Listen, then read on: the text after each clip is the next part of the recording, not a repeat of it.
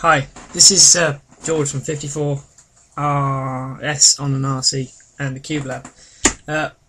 This will be my introduction to this channel and the Cubelab to let everyone know about me. And I guess this is where I'm meant to talk about myself and cubing.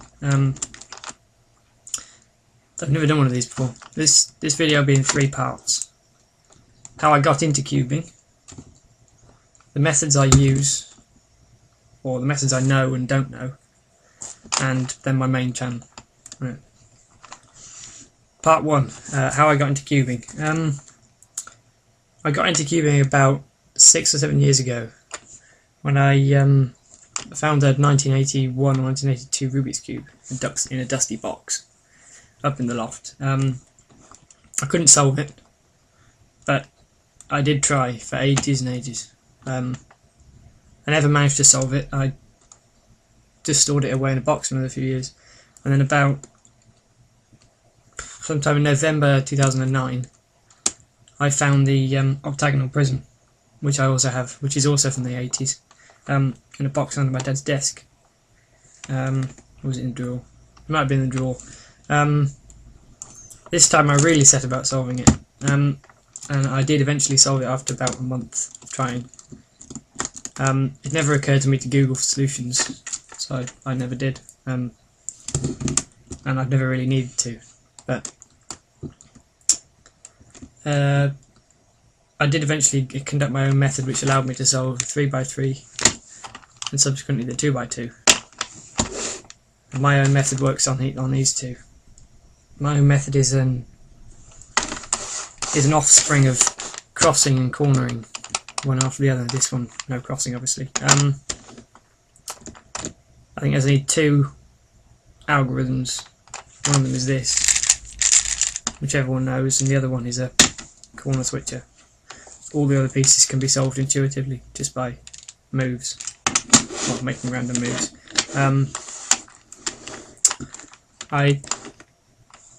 Ever since December 2009, when I founded my other channel, 54 stickers on a Rubik's Cube, it's not a day has passed where I haven't solved at least this cube and one of these 2, and maybe this one, or lots of others.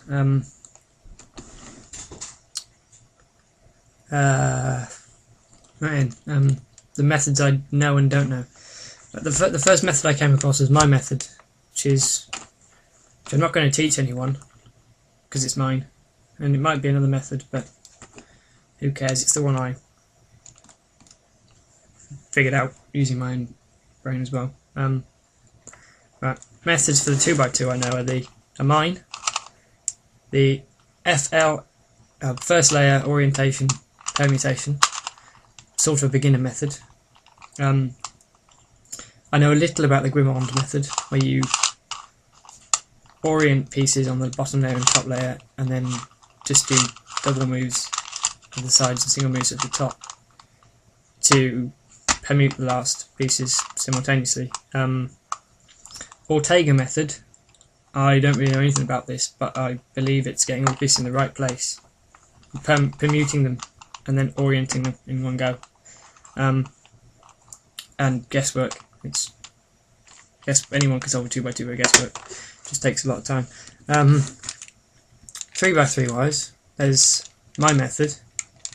I know, obviously. Beginner method, or layer by layer method, bottom layer, next layer, top layer. Very simple. The F2L, well, cross F2L, OLL, PLL. Lots of people know that. I know the room method. Involves lots of that. I also know the Lars Petrus method, which involves creating a 1x2x2 block, and then a 2x2x2 block, and then a 3x2x2 block, and orienting the other edges, and then placing the other edges and other corners simultaneously, and then solving the last 2 corners on top in one really fast, short algorithm, which just involves kind of FR and U moves, no others. And you're not constrained, unlike the F2L method where you solve the first 2 layers. The only layer you can turn is the top layer without breaking anything up.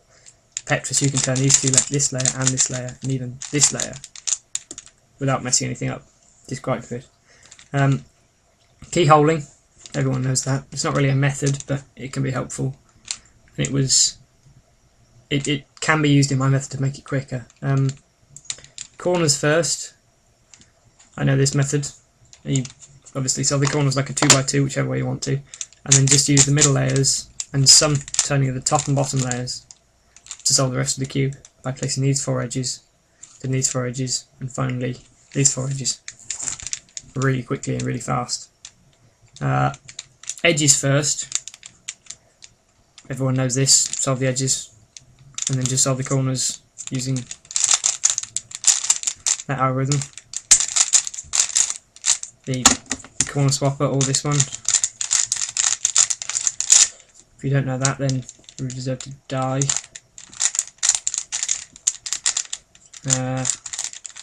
I've done that one in so long. Right, that's the 3x3. The 4x4. The first method I learned. Well, I realised that if you put the edges together, you could make it a 3x3, but I couldn't work out how to solve the centres and then the edges without messing up something. So I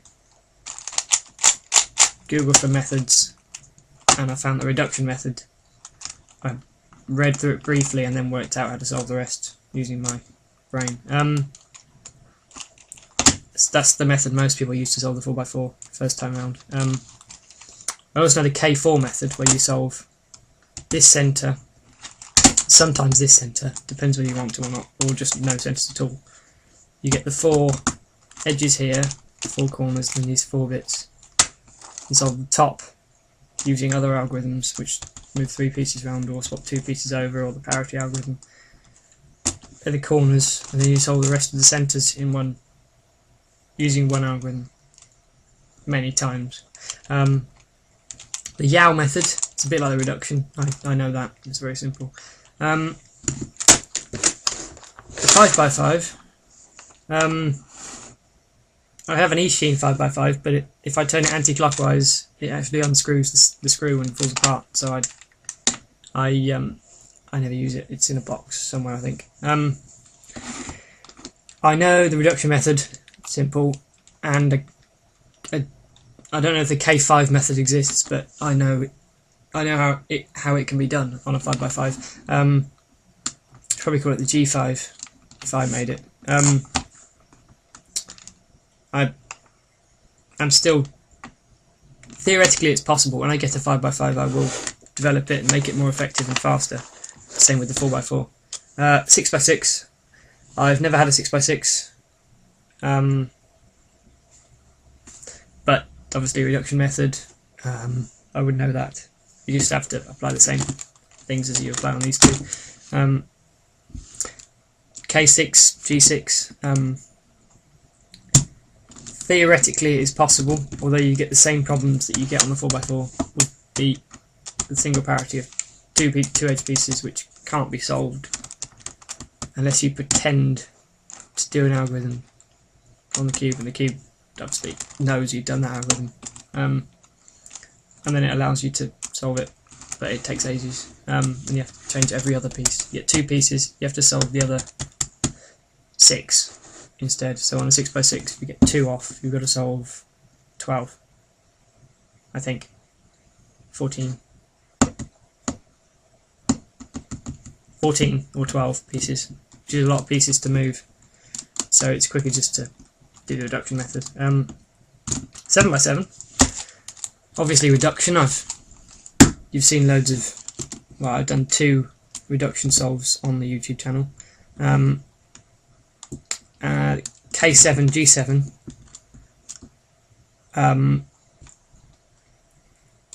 Theoretically, it is possible. Is what I wrote down for the script for this. I am reading this off the script.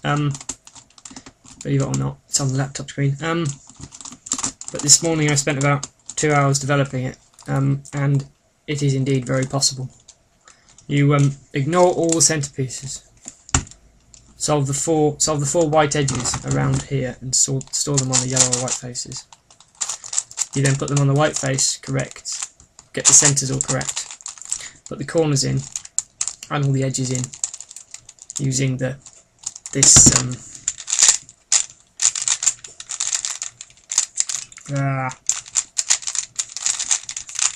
need to split up an edge using this algorithm where you put this in, you push it away, bring it up, do that, and then you just push the middle layers that have got the relevant edge on before bringing it in.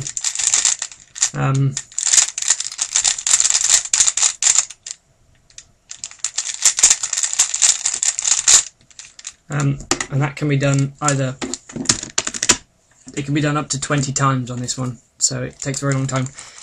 You then solve the top corners, solve the top 4 centre edges, and you go about solving the rest of them. The 3 times I did it, I got a parity every single time, with maybe these 2 pieces against these 2 pieces, or these 2 pieces against these 2 pieces, or all 4 against all 4. Whichever way, you just do this algorithm. And then if it's this piece, you just do that layer, and you swap these 2 with these 2. But it does swap a line of centres, but as you haven't solved the centres yet, that's irrelevant. You then, I do the white side first. You pick the white side, every centrepiece on it that isn't white or yellow, you put onto the relevant colour. So you put all the blue on the blue, then all the red on the red, then all the green on the green, then all the orange on the orange, and then any others you've got, you go back round again and again and again until you've only got white and yellow on that side. You do the same on the yellow, and then once you've done that, you go around these 4, orange, green, red and blue, and put all the whites and yellows on their relevant sides. So now you've only got yellows on here, whites on here, and some random ones on here.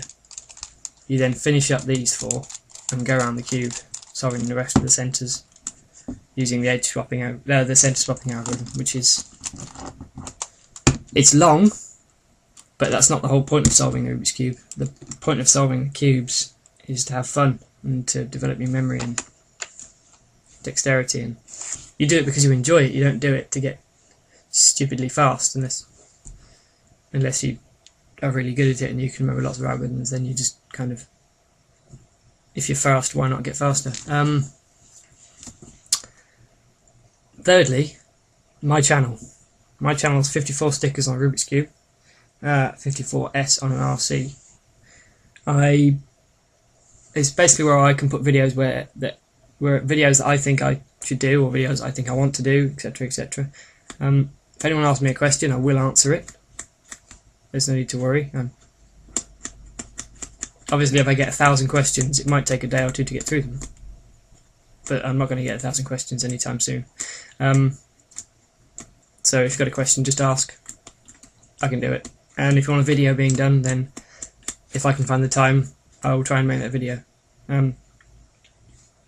That's about it. But every single method I mentioned, in the near future, over the next few weeks, months, maybe even the next year, I will post a video. But once I've got a 5 and a 6, I will start posting videos on every single method I know for every single cube, including Pyraminx cube, etc, etc. So I'll be posting 3 or 4 tutorials for that, about 7 or 8 tutorials for that, a few tutorials for this, and then this, and along with a few solves of each. So there could be going up upwards of 100 videos going up, just tutorial wise. Anyway, I